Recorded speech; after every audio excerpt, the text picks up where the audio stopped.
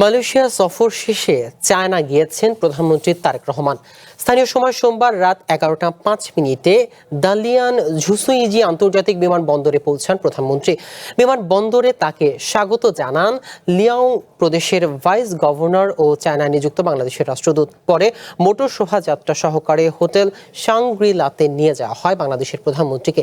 সেখানে 2 দিন অবস্থান করবেন তিনি। ওয়ার্ল্ড ইকোনমিক ফোরামের 17তম নিউ চ্যাম্পিয়ন্স এর বার্ষিক সভায় যোগ দেবেন প্রধানমন্ত্রী। দালিয়ানের পর চায়নার রাজধানী বেজিং যাবেন তারেক রহমান। সেখানে প্রধানমন্ত্রীর মূল কর্মসূচি শুরু হবে।